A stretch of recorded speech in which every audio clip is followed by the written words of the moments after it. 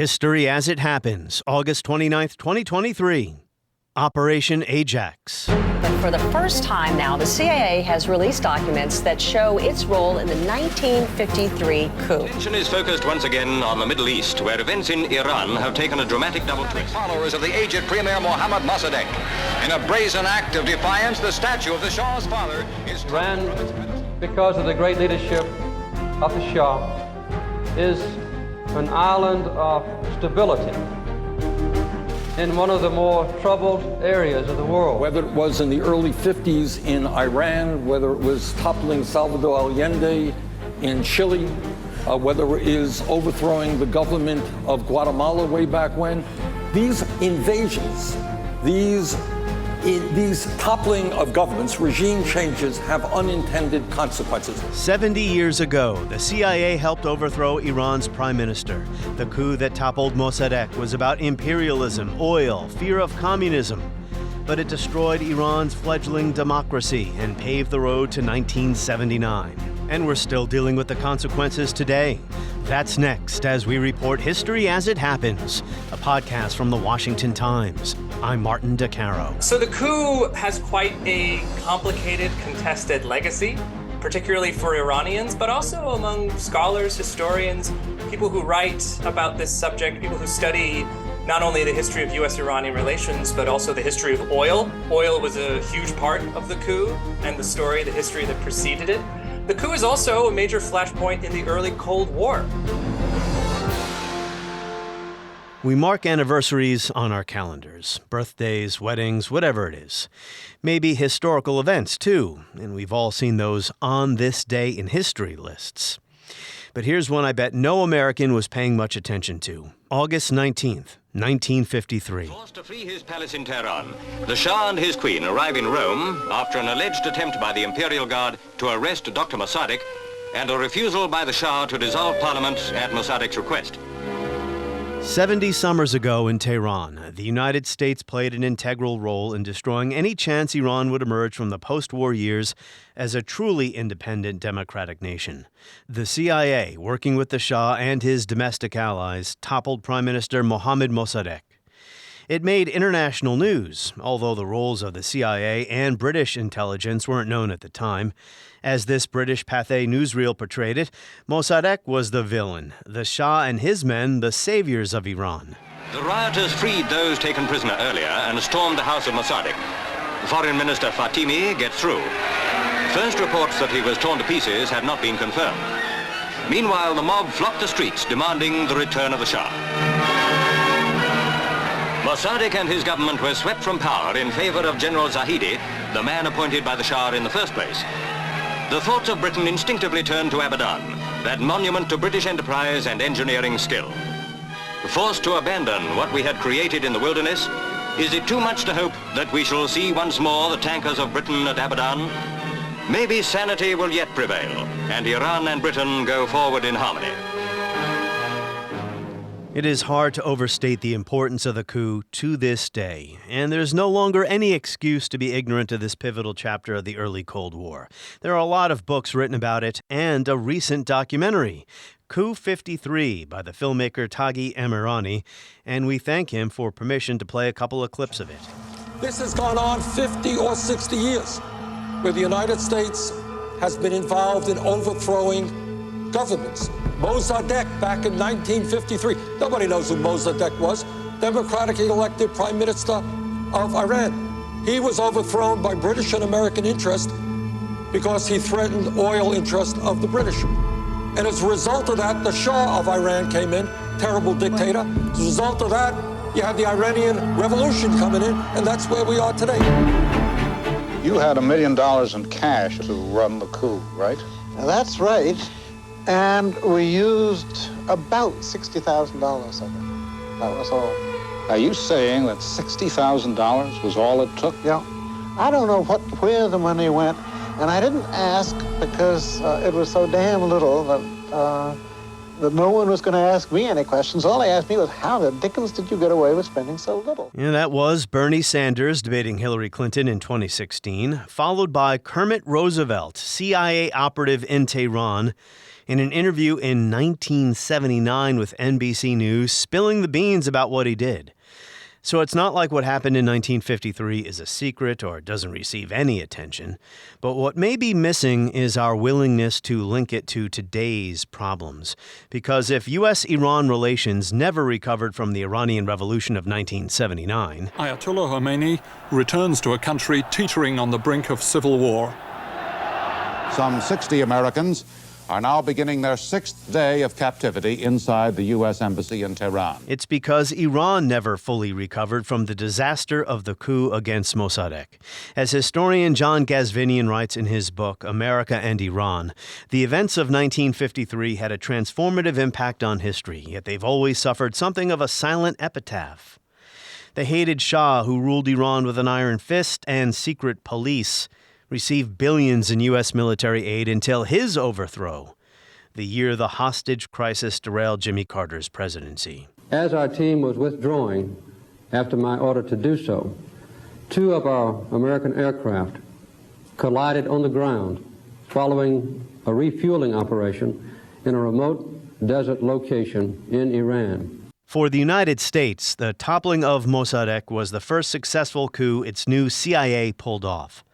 And as historian Alfred McCoy writes in his book To Govern the Globe, under President Eisenhower, the CIA served as his secret strike force for securing the support of the 100 new nations emerging from colonial rule. During his 8-year term, the agency conducted 170 major covert operations in 48 nations, largely on the U.S. side of the Iron Curtain. McCoy goes on to write, in its pursuit of global power, Washington soon began to defy the international conventions that defined its own world order, contravening national sovereignty through covert CIA interventions and brutal wars around the globe, while violating human rights through the propagation of torture. Of course, none of these crimes is mentioned at the new memorial for Eisenhower here in Washington, and there are no memorials to Mossadegh in Iran. So who was this eccentric politician? Why did the British want to get rid of him? Answer, OIL, oil. Why did Eisenhower greenlight the coup after the Truman administration refused to? Gregory Brew is an oil historian and analyst at Eurasia Group, and he's the author of The Struggle for Iran, Oil, Autocracy, and the Cold War, 1951 to 1954. Gregory Brew, hello. Thank you so much for having me on. So as a historian, you are aware, of course, anniversaries have a way of concentrating our minds on a subject that maybe we would not think about the other 364 days of the year. And, sometimes because I'm doing 2 podcasts a week, an anniversary is an easy way out for me. An anniversary pops up, let's talk about it. But not a lot of Americans today know who Mohammad Mossadegh was. I'm not even sure a lot of Iranians still talk about him. Maybe you can help me out on that one. So why don't we just start generally speaking about, there is the coup we're going to discuss, but there's also the story behind the history of the coup and how right from the very beginning, right, this event was memory hold in the U.S. and Iran. Absolutely. So this year does mark the 70th anniversary of the coup against Mohammad Mossadegh, Iran's prime minister in 1953. The coup is something of an infamous incident of U.S.-Iranian relations. It's the moment where the U.S. intervened in Iran's domestic politics, really for the first time as far as interfering in those politics. The CIA actively supported a coup against Mossadegh and installed a new government led by Iran's Shah Mohammad Reza Pahlavi, who of course then ruled Iran from 1953 until his overthrow in the Islamic Revolution of 1979. So the coup has quite a complicated, contested legacy, particularly for Iranians, but also among scholars, historians, people who write about this subject, people who study not only the history of U.S.-Iranian relations, but also the history of oil. Oil was a huge part of the coup and the history that preceded it. The coup is also a major flashpoint in the early Cold War. It's a moment where the U.S. began interfering in the politics of the Middle East in a more general way.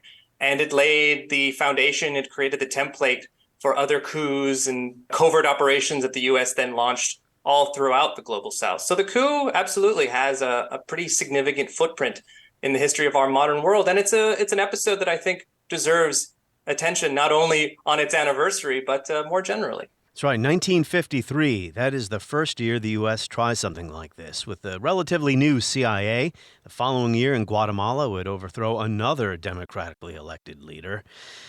And about the history of the coup, the National Security Archive, which is not a government agency, it's actually a private organization that does FOIA requests, Freedom of Information Act requests, to have documents declassified. I mean, at this point, there is no reason for any of the documents about this incident to still be classified, and I think the CIA has actually given up pretty much everything they have. The British still have not released what they know about this. They have not publicly acknowledged their role in this. But here's something from the National Security Archive. I'd like to get your thoughts on it.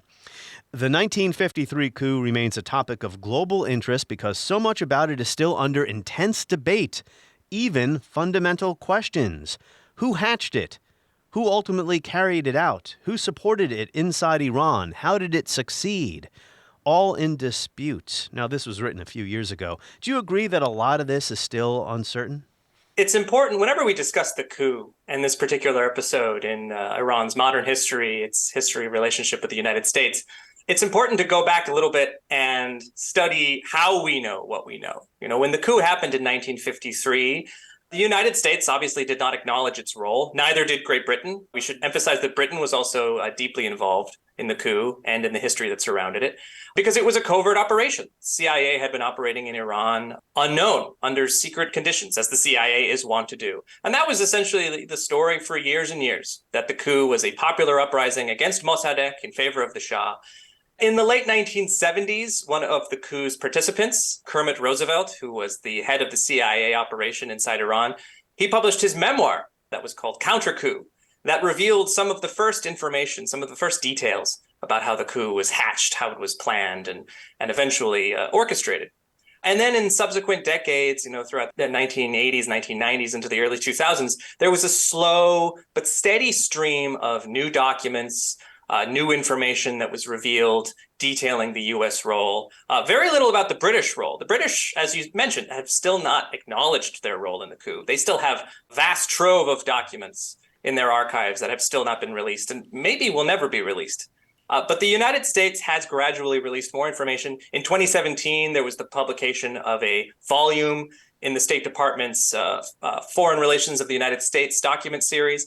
And this new volume contained about 300 documents, about 1,000 pages, primarily from the CIA archives, that detailed how the CIA became involved in Iran, how they planned the coup, all available documents about the actual coup itself, this period in mid-August 1953, in which the CIA was involved in Iran. So at this point, we know probably as much as we will know, certainly about the U.S. role in the coup, but that still leaves a great deal of questions. That still leaves a great deal of mystery surrounding how the coup took place. Who really drove it forward? Was it a foreign operation? And were the Iranians who were involved essentially along for the ride? Or were the Iranians really behind the effort? And were the CIA and the British really just providing sort of secondary or supplementary assistance? This is a big question, not only among scholars, but also among Iranians and Americans who have opinions about the coup. You know, there are three official histories, internal histories. Even when you have those in hand, right, as a historian, you have to be careful because sometimes people like to take credit for things that they really didn't do, or maybe they exaggerate, or, you know, people just make mistakes, memory is faulty, etc. But yeah, Kermit Roosevelt was very effective at painting it as a counter-coup. It was actually Mossadegh who was trying to topple the legitimate Shah in the chaos of those days in August of 1953. We're going to return to what actually happened on the ground in Iran. I'll just mention, too, I know a relative of Rocky Stone, who was a CIA operative on the ground in Tehran at the time, who helped General Zahedi put his uniform on. Zahedi was very, very nervous about what was happening, and he couldn't button his army uniform. Wow. He was nervous, and Rocky Stone was there to, you know, buck up, young man, and go, go overthrow your government. But anyway, in Iran today, I mean, I don't know, do the Ayatollahs have any use for Mossadegh? He was a Democrat. This is part of the reason why the coup is still such a fraught subject, still such a contested subject. So the official position of the Islamic Republic is obviously very anti-Shah. You know, they facilitated the Shah's fall from power in 1979. and they do whatever they can to delegitimize the Shah. And the coup put the Shah in power. So you'd think from that perspective that the Islamic Republic would be, they would be more supportive of the idea of Mossadegh as this leader, this populist figure. But in actual fact, the Islamic Republic's leadership tends to downplay Mossadegh. They tend to try to leave him outside of the story. They emphasize other figures, clerical figures, religious figures who were involved in Iran's politics at the time.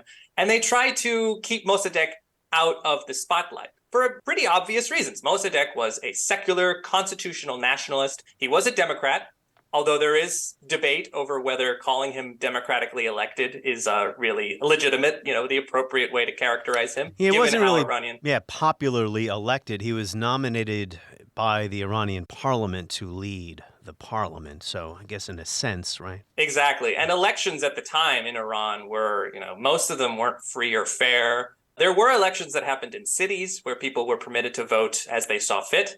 But democracy in Iran in the 1950s was a pretty haphazard affair. But it goes without saying, Mossadegh had popular support. He had a base in Iran's population. The same could not be said for many other leaders at the time, including the Shah. The Shah's own popular base was, it was uncertain. And he was a secular nationalist constitutionalist. Yeah. So not the kind of figure that the Islamic Republic wants to raise up on a pedestal. Absolutely. And he was trying to move the country in a more democratic direction. He had a lot of obstacles in his way. He also wanted to marginalize the role of the Shah in politics, day-to-day politics. This is another contested issue, to what extent was what Mossadegh was trying to do before he was overthrown legitimate according to Iran's constitution? Iran had a constitution that had been written and drafted during the 1906 constitutional revolution. And what the constitution said was that power was vested in the Majlis, in the parliament, but that the Shah, Iran's monarch, played a crucial role in how politics functioned. He was the commander-in-chief of the armed forces. He named or appointed the prime minister in a similar way that European constitutional monarchs name prime ministers. And he had a certain amount of power in dismissing that prime minister, so long as there was also an active role for the parliament. So what Mossadegh was trying to do was he was trying to move Iran back to its original constitution. The Shah and his father, Reza Shah, who had ruled Iran during the 1930s, their goal was really to amass as much power around themselves as they possibly could, preserve the role of the monarchy, run Iran as they saw fit. Reza Shah had ruled essentially as a dictator. The parliament had become a rubber stamp committee. Yeah. And his son, Mohammad Reza Pahlavi, was interested in doing something similar. And it's what he accomplished in the 1960s and 70s before he was overthrown. Mossadegh was trying to push back against that, was trying to move Iran back towards its constitution. That does not mean that he was anti-Shah or anti-monarchy. He consistently supported the idea of the Shah remaining in his position. But Mossadegh was very firm in his view that the Shah should reign but not rule. So the origins of the coup are really, you don't have to go back too far here.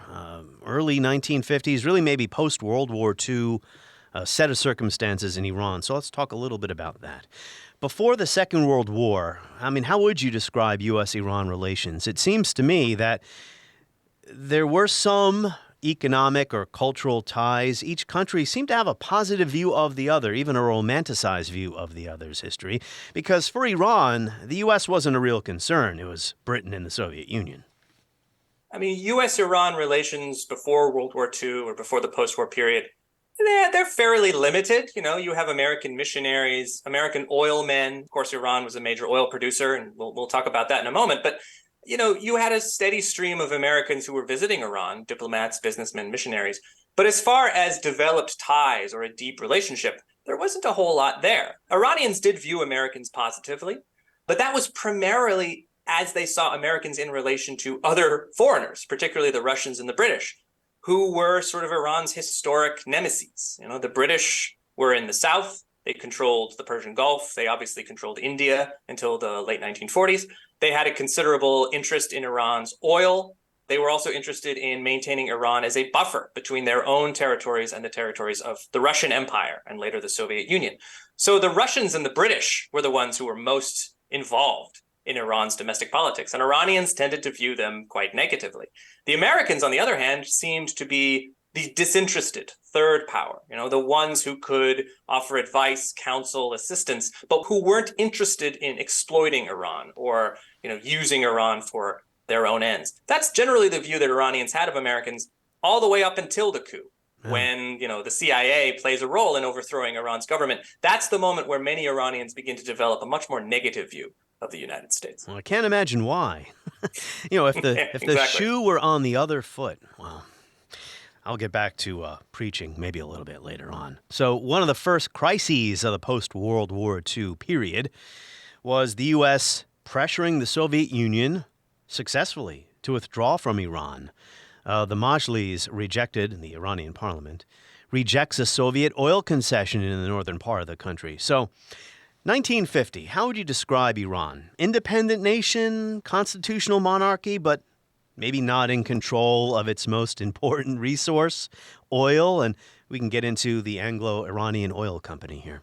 Sure. So Iran, in the first half of the 20th century, it passes through this constitutional revolution that I mentioned. It has a new constitutional government. That government doesn't last very long. It's sort of overtaken by a new government dominated by the first Pahlavi Shah, Reza Shah, in the 1930s. Reza Shah is overthrown in 1941 when the British and the Soviets invade and occupy Iran. An important aspect of Iranian history that doesn't get a whole lot of attention, particularly in the United States. Iran was under occupation for almost the entirety of World War II. The British controlled the South, the Soviets controlled the North. And this was when the United States became more interested in Iran. During the war, Iran was an important strategic causeway for supplies, moving into the Soviet Union, moving towards the Eastern Front to combat the Nazis. This all changes in the post-war period. And it changes for primarily two reasons. The United States becomes much more concerned about Iran. The first is the Cold War. Stemming from this crisis that you mentioned, the U.S. puts pressure on the Soviets to withdraw from northern Iran. And they view Iran as a country that is sort of uniquely threatened by communist and Soviet influence. Iran in 1950 is a fairly weak country. It's undergone intense seismic internal disruptions as a result of this invasion and occupation. It has a new government, a sort of weakened constitutional government led by the Shah and a group of mostly pro-Shah conservative politicians. Its economy is something of a shambles. Its military is very weak. And from the United States point of view, Iran, which it should be mentioned, Iran at this time shared a 1,500-mile-long border with the Soviet Union, right? It was right there on the Soviet doorstep. And for the United States, Iran seemed to be something of a Cold War battleground. That was the first reason. The second reason, linked with the Cold War, was oil. Iran was a major oil producer. It was the largest producer of oil in the Middle East in 1950. The other countries, Saudi Arabia, Iraq, Kuwait, hadn't really started producing in the kinds of volumes that they would produce in subsequent years. Iran loomed large in the oil industry of the Middle East. That industry was controlled by the British. The British had discovered oil in the early 20th century. They had set up a company, which became known as the Anglo-Iranian Oil Company. Today it's known as BP, That's but right. at the time it was known as the Anglo-Iranian Oil Company, and it ran the oil industry of Iran. The British controlled the flow of oil out of Iran. And the United States was very concerned that were Iran to fall to communism or to fall to Soviet influence, its oil would come under Soviet control, and that would then threaten the oil of the rest of the Middle East. So in 1950, from the United States' point of view, and from the British point of view as well, Iran was an important country due to its status as a Cold War battleground, but also due to its status as an important oil producer.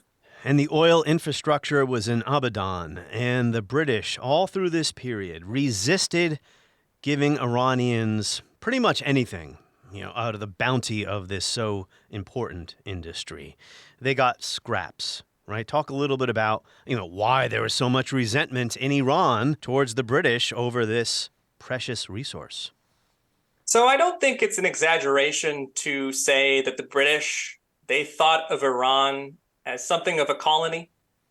Their position in Abadan, which at the time, 1950, 1951, Abadan was the world's largest refinery. Yeah. What do you mean? The British had a colonial view of the history Right? the history is shameful, but we don't have time to get into the history of the British Empire entirely here. But Yeah. You're right. This context is important. The 1950s is a decade of the end of colonialization. But go ahead. Yeah. Colonization. No, yeah, absolutely.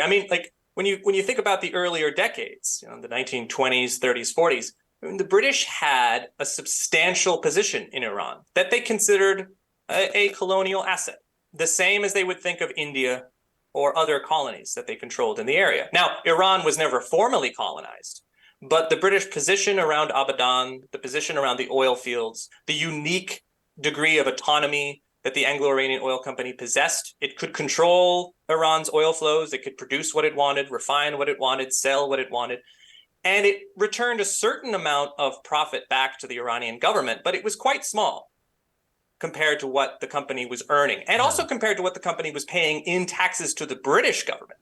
This was something that Iranians, even the Shah, even his elite supporters, his conservative supporters, found it disgraceful that the company paid more in taxes to the British government than it did to Iran, who owned the oil. I'm sorry to interrupt. There was a concession that was signed, a half century earlier that essentially gave Britain everything, right? Yes, absolutely. The legacy of this position that the British have in 1950 is in the agreement that they signed with an older, weaker Iranian government back in 1901, the infamous Darcy Concession.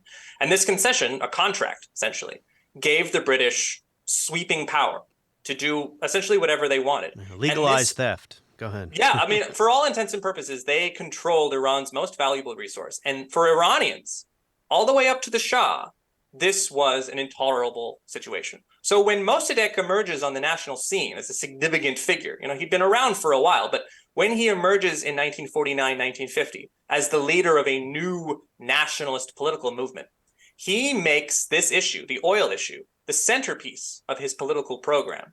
He addresses Iranian grievances.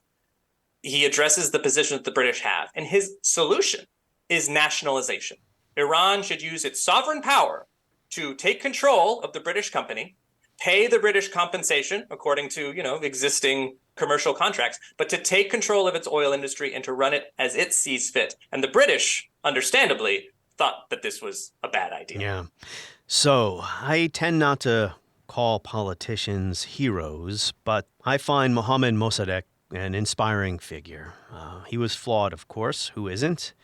Let's talk a little bit about who this man was before we jump to 1951, nationalization, and then the coup. He was a populist with an elitist background, right? His mom was a princess. His father had been a government official.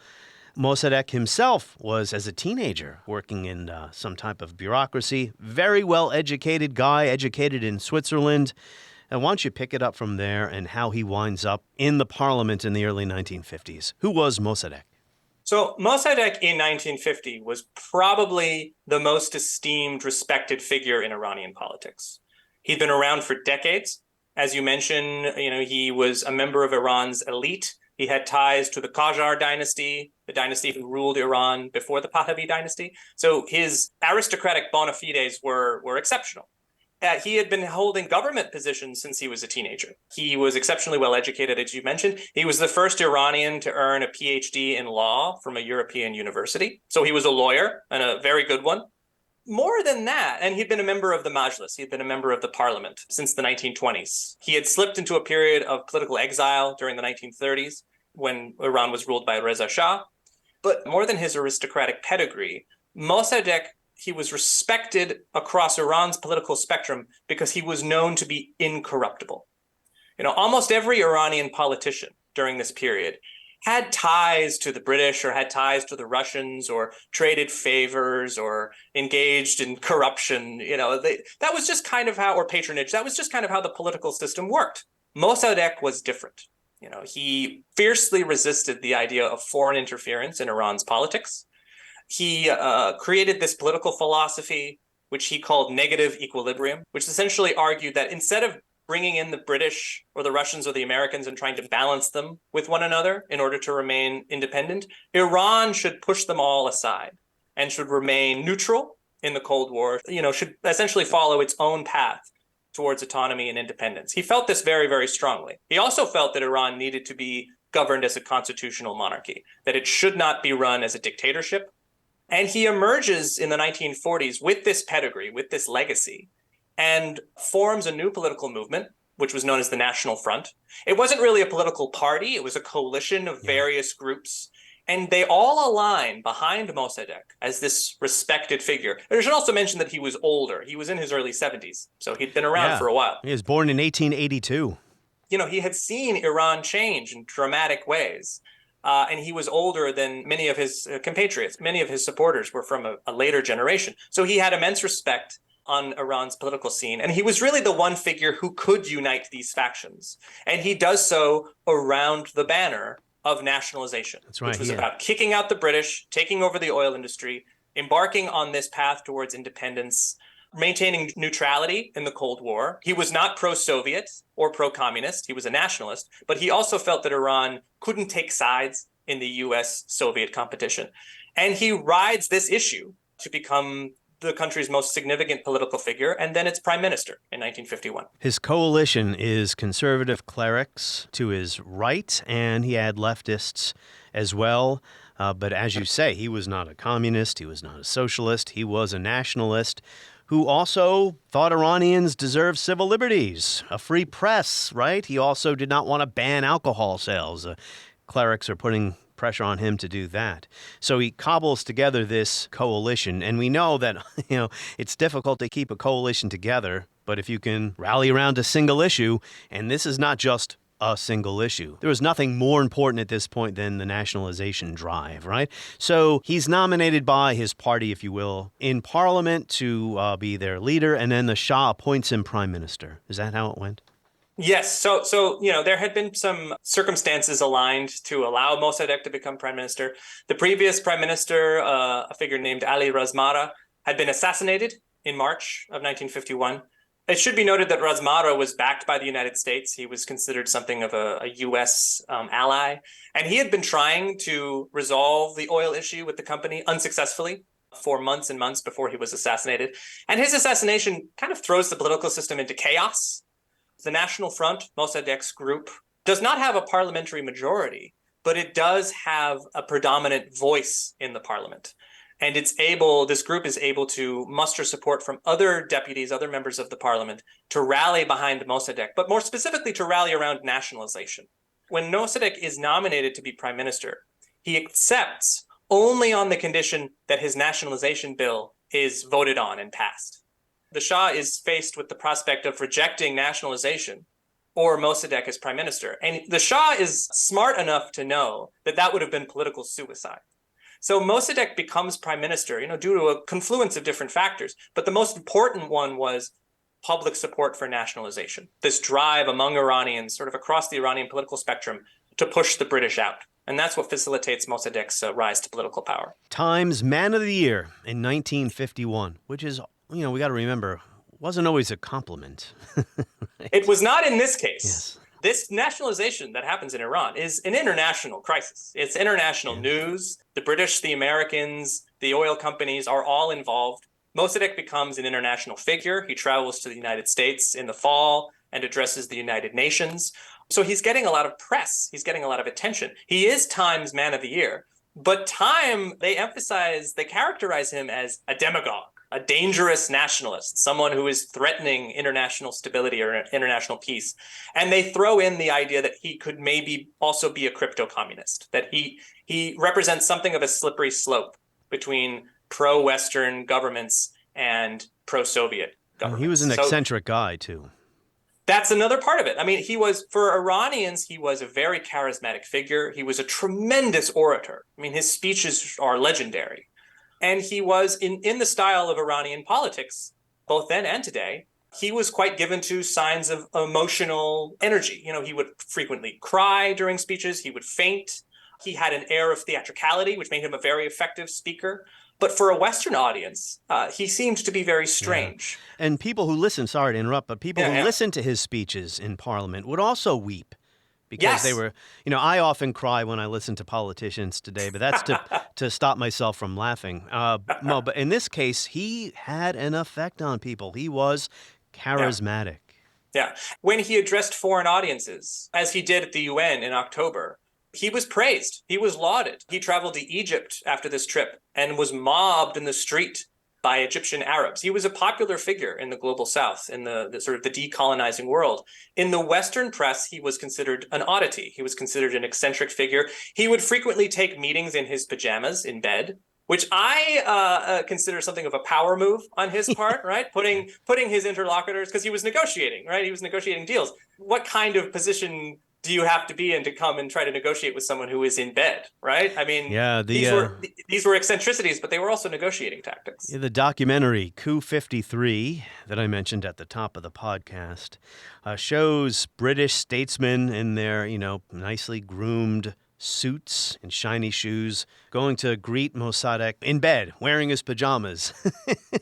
So the British obviously detested nationalization, and, they did have a point. What Mossadegh was doing was very dangerous to his own survival. I'm sure there were people, and we do know this was happening, right, trying to have him moderate his message, both inside and outside Iran.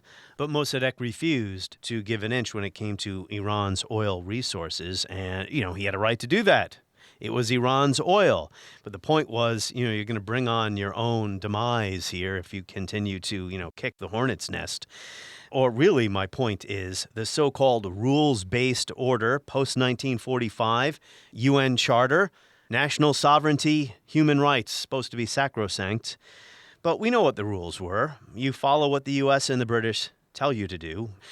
So the Brits detest, I'll eventually get around to my question, Greg.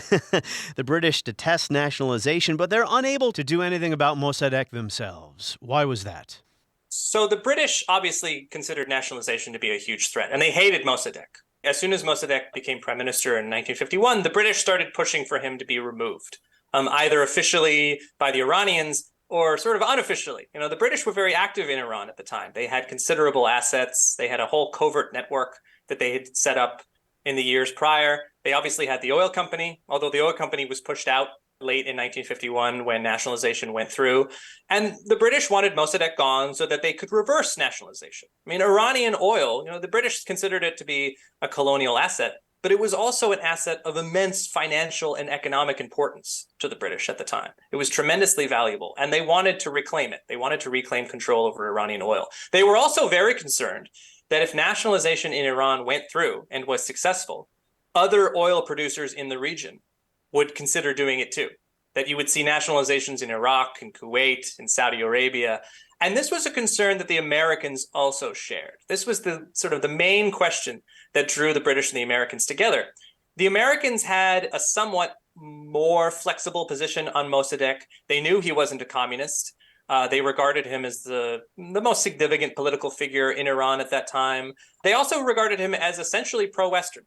But at the same time, the Americans saw nationalization as a risk, as a threat. They wanted it to be reversed. So over the course of the next 2 years, from 1951 until 1953, the Americans tried repeatedly to bring the British and the Iranians together under some kind of deal that would preserve British control of Iranian oil while also satisfying Iranian nationalism. And all of these attempts failed. The British and the Iranians both had their positions and they wouldn't budge. Yeah, they're both intransigent, to my earlier point about Mossadegh. Yes. And, maybe yes. For his own survival could have given in a little bit, but totally. So the British wanted Mossadegh gone. And for the British, the main problem was how to convince the Americans to help them. And it takes them a while. And it wasn't going to happen with Harry Truman. That's the important thing, right? Yeah, I mean, so the British keep trying to get Mossadegh out, and eventually Mossadegh hits back. He closes the British embassy in October of 1952 and exiles all the British from Iran. And so the British lose their network. They lose their assets in Iran, and they turn to the Americans, and they say, we need to get rid of Mossadegh because he's turning to the communists, because he's threatening, to turn Iran towards the Soviet Union. And the American response, this is late 1952, the American response to the Truman administration is to say, we hear you, we recognize that there's a threat here. Mossadegh is still the best chance we have for keeping Iran pro-Western. If Mossadegh falls, someone worse will take his place. That was the U.S. position essentially all the way up until the coup decision is made. Mossadegh wanted to sell the oil to the West. He wasn't doing Absolutely. Yeah. Absolutely. I mean, you mentioned that it was dangerous, and it was dangerous for nationalization to happen. Mossadegh knew that there were risks, but Mossadegh thought two things. He thought that the British and the Americans would accept the legitimacy of nationalization because the British had themselves nationalized most of their main industries after World War II under the Labour government of Clement Attlee. They had nationalized their coal mines. They had nationalized their railways. So Mossadegh believed that nationalization as a concept would be accepted. He also thought that Iran would still be able to sell oil to American companies. He thought that there was enough competition in the international oil industry that even if he kicked the British out, American companies would swoop in and take Iranian oil. And that didn't happen. All the companies agreed to boycott Iran and to keep Iran from selling oil. Yeah, great point. I want to bring this up. Mossadegh had a difficult set of circumstances to deal with, made worse by the fact that the British punished the Iranian economy with an embargo, right? Talk a little bit about what they were doing to try to undermine his legitimacy. So this was a basic strategy that the British embarked upon right after nationalization. Once it was clear that Anglo-Iranian was going to be kicked out of Iran, the British declared an embargo on Iranian oil. They said anyone who buys Iranian oil is going to buy a lawsuit with it. That AIOC is going to sue you and claim that you're buying stolen oil. The embargo is actually very effective. All the other major companies, most of which were American, all of them agreed not to buy Iranian oil. And it gets back to something that I mentioned before. The American companies controlled the oil industries of Saudi Arabia. They had shares in Kuwait, Iraq. They were as concerned as the British were that if nationalization in Iran worked, they would face nationalizations elsewhere. So it was in the interest of the American companies to not buy Iranian oil. And since these companies, it was 7, 8 companies controlled most of the global oil market, since all these companies had a shared interest in the embargo was very successful. Iran sold almost no oil from 1951 until after the coup. Eventually in 1954, they were able to start producing again. Yeah. So this places immense, financial economic pressure on Mossadegh. It was considered by the British to be a key reason, a key way that they would eventually force him from power. And it prevented nationalization from succeeding. It was an act of war, if you ask me, an embargo. It helped impoverish the country. It was disgraceful, but like I said, maybe I'll get back to preaching a little bit later. But to your point, the British had a name for this, Mossadekism. And I'm reading from Christopher D. Beleg, Patriot of Persia. He wrote a biography of Mossadegh, and he says the danger was Mossadekism would spread and infect others if Britain gives in to the Persians, the Daily Express argued. It's a newspaper. Then the time is near when we give in to the Egyptians and hand to them the Suez Canal and Sudan. If we bow to Tehran, we bow to Baghdad later. Most Britons agreed with the Attlee government's argument that nationalization was an illegal violation of an agreement that had been freely entered into by Reza Shah and the Anglo-Iranian Oil Company. That's the concession I mentioned earlier. So, yeah, it was almost like a domino kind of thinking. But you're right, the British don't get very far with Harry Truman. But something happens. There's an election in 1952. We have a global context to consider as well. The Cold War, the Korean War is going on. There is domestic anti-communism. Eisenhower runs on a platform of anti-communism, and, the Truman administration is corrupt, etc. Yet, Gregory Brew, Ike is not on board right away. How do the British get him to change his mind to topple Mossadegh? This is, to me, one of the more interesting questions about the coup, which is the coup decision. Because you're right, the Truman administration, all the way to the end, rejected the idea of a coup against Mossadegh. And when the Eisenhower administration comes to office in January of 1953, initially, they seem to take the same position. A coup is very risky. There's no one strong enough to replace Mossadegh who won't turn to communism. We don't know if they'll make an oil deal that we like. So there were a lot of risks that the Eisenhower administration were trying to weigh. The British are putting pressure on them. But in my view, the British pressure is not crucial. The British had been saying the same thing for months and months and months. And the Eisenhower administration, along with permanent diplomatic officials who were carried on, who had been in their positions under Truman, who were also in the same positions under Eisenhower, they'd been hearing those arguments and their responses had been the same. What happens in early 1953 is a change in Iran. At the end of February, there is a political crisis in Iran that clearly indicates the Shah and Mossadegh have parted ways, that they are now in direct opposition of one another. At the same time, some of Mossadegh's more important allies have broken from him. The National Front has started to splinter. Mossadegh is still very powerful, he's still very popular, but his original political coalition is breaking apart, and he is at odds with the Shah. And for the Eisenhower administration, this is very alarming, because it suggests, particularly for the CIA's director, Allen Dulles, who I think is one of the more crucial figures in pushing forward the coup decision, this suggests that eventually Mossadegh will be forced to rely on communist support in order to remain in his position. So with this threat, and I should mention that this is a vague threat. This is a suggestion of what might happen, a concern of what the future might hold.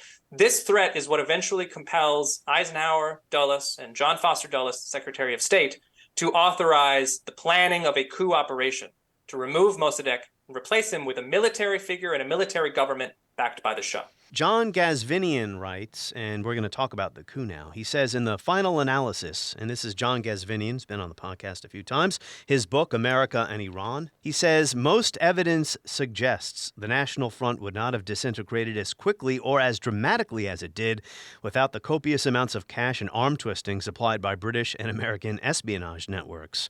So even before the coup day, because there was freedom of the press in Iran under Mossadegh, the CIA begins to do two things: plant negative newspaper articles about Mossadegh and also work to destroy his coalition. Talk about those two tactics, underhanded tactics. So on the second point, influencing or bribing figures in the Iranian political scene to oppose Mossadegh, this was something that the British had been doing for years. So the British were very good at this. They knew which Majlis deputies, which journal editors, which figures were more pliable than others. They also knew which ones were more inclined to support their interests, the British interests. As I mentioned, the British get kicked out of Iran at the end of 1952, but once the Americans decide that they're going to launch a coup against Mossadegh, the British offer up their own network. They offer up their resources to the CIA. So the CIA has access to all the British resources inside Iran, and they use it quite liberally to start influencing Iran's political scene to try to splinter more and more of Mossadegh's coalition. The first element you mentioned, this element of propaganda, it's a very interesting thing. I mentioned that the United States turns against Mossadegh in large part because they're concerned that Mossadegh is turning communist. This had not happened when they make that decision. Mossadegh was still keeping the communists at arm's length. But the purpose of the CIA propaganda that's disseminated through Iranian press between sort of March of 1953 and August of 1953, when the coup happens, the propaganda is designed to make Iranians believe that Mossadegh is a communist. So it becomes something of a self-fulfilling prophecy. They needed the Iranian streets. They just couldn't tell the Shah at this point, get rid of Mossadegh. I mean, they ultimately did have to convince the Shah to move against him, but they needed public opinion on their side, so they're planting all these newspaper articles day after day after day, and Mossadegh, who's a very, very popular figure, is seen as dangerous because of the way he's leading the country. So this gets to the question of how does the coup happen? And how is it meant to happen? So these are two different questions, because we might be able to get to this, but there were actually two coup attempts. There was one attempt that failed, and there was a second attempt that succeeded. And the original coup plan was a very straightforward military coup. The CIA was we're putting out these pieces trying to undermine Mossadegh's position, paint him as a communist, push popular opinion away from him. But that was in many ways a secondary element. The main element of the coup was to find members of Iran's military who would support the Shah against Mossadegh. And they found enough of them, they put together enough of a group within Iran's armed forces that they felt that they could move against Mossadegh, who controlled the military. He had named the army chief of staff. He had put his own loyalists in positions of power. So the coup was really meant to act as a straight military coup. They needed the Shah because the Shah was the commander-in-chief of the military. They needed him as a figurehead for the new government because military officers would only break with Mossadegh in order to side with the Shah. They also needed the Shah's signature on documents officially dismissing Mossadegh from office. But these documents were ancillary. The main way the coup was meant to work was rolling tanks to Mossadegh's front door and arresting him, overwhelming whatever forces he was able to muster. They try that on August 16th, and it fails. That's right. The Shah flees the country. Back in Washington, they're telling Kermit Roosevelt, come on home, because you're right, this was a straight military coup with General Zahedi. Mm-hmm. Yes. But Kermit Roosevelt then does something, and I get this from John Gazvinian's book, and I'll let you pick it up from here. He takes suitcases full of money, goes to a part of Tehran where these very muscular dudes are working out, putting on performances, whatever it is, and says, listen, I need you to pose as communist protesters and thugs who are going to bring chaos to the streets. So this is where things get a little murkier. We have lots of documents from this period now, this period literally being just a couple of days in August, about how the US and the other members of the coup respond to the first failed attempt. And what we've been able to piece together from these documents and from other sources is that, yes, Roosevelt likely receives instructions from the CIA to stop. Either he successfully argues against this and the order is reversed, or Roosevelt simply ignores the instruction. But either way, US activity in Iran continues. And the first step in responding to the failed first attempt is to get black flag crowds into the streets posing as communists in order to facilitate a crackdown on Iran's actual Communist Party, the Tudeh Party. And this works. This happens. On August 17th and August 18th, Mosadek moves to clear the streets, and he cracks down on Iran's Communist Party, in part because he feels that the communists are becoming unruly. He is worried that the communists might make a move. There's a lot of talk about turning Iran into a republic now that the Shah has fled. This is not something Mossadegh wants to do. The US ambassador, Loy Henderson, who knows about the coup, goes to Mossadegh and he says, if you don't do something about these communists in the streets, there could be repercussions. The US might respond. So Mossadegh feels a certain amount of pressure. Now, what this does is this clears the streets, and this allows another set of paid crowds, again, paid by the CIA, to come onto the streets the morning of August 19th and to essentially launch attacks against the government's position. These are pro-Shah crowds that, include the thugs and ruffians that the CIA and the British had mustered in the past. But they also, and this is worth clarifying, these crowds are again providing cover for a military operation. The pro-Shah members of the military who had been organized by Zahidi and the CIA, they used the crowds, they used the violence on the morning of August 19th to go to Mossadegh's home, to surround it. They bombard it with cannon fire, with tank fire for several hours. Mossadegh is forced to flee. He's later caught and arrested. Other government buildings are attacked at the same time. So the pro-Shah coup forces are able to overwhelm the government on August 19th using the crowds as cover. That's essentially how this second coup attempt worked. The first coup attempt was a straight military coup. The second coup is characterized as a hybrid operation, using street demonstrators and protesters as cover for military units to overwhelm the government. To restore order, but the disorder was manufactured by the CIA. Some of the people who went out protesting, the so-called communist mobs, right? Some of those guys had money in their pockets when they were found dead in the violence. About 300 people died in all of this. The next day, they then posed as pro-Shah demonstrators. They were essentially actors. But you're right, it was cover, and it was painted then as a counter coup. It was now Mossadegh who was trying to cause the problem and to restore order. We're getting rid of him. I mean, it worked. I know some of this is murky, but in the end, in the final analysis, it worked. And we'll wrap up with this because you've already been so generous with your time. You have to be careful in drawing a through line between something that happened in 1953 to 2023. But 2 + 2 + 2 = 6. We have Mossadegh, a coup, the hated Shah put back into power, and then we get the Islamic Revolution in 1979 against the hated Shah who should never have been put back in power in the first place. So you're absolutely right. It's tough to draw direct connections, particularly when you have decades apart. But I will say this. The U.S. gets what it wants. The coup is a success. Whether it's the result of U.S. action or Iranian action, whether Iranian actors are more important than U.S. actors, is sort of irrelevant, because at the end of the day, the U.S. gets exactly what it wants. It gets a pro-Western government in Iran, dominated by the Shah, dominated by the military. The National Front is crushed. The Tudeh, the Communist Party, is wiped out, essentially. And the Shah is able to erect a new government dominated by himself, dominated by the military, and other sort of conservative elements. And the U.S. is able to make a deal, an oil deal with this new government that brings the British back, but it also brings American companies back. And Western companies are able to run Iran's oil industry for the next 25 years, which was the key U.S. interest. That's what the U.S. wanted. It wanted to make sure that Iranian oil would start flowing back into the global oil market. And that's what they get. Now, as far as connecting it to the Islamic Revolution, 25 years later, the key takeaway is that the United States destroys what had been Iran's most dynamic political movement, and that was the National Front. the politically dynamic, politically active middle class, nationalist, secular middle class, who had rallied behind Mossadegh, their political movement is kneecapped, and they're left with nothing. And the United States, by eliminating this political movement, by allowing the Shah to, and assisting the Shah with crushing it, is left with no one to work with other than the Shah.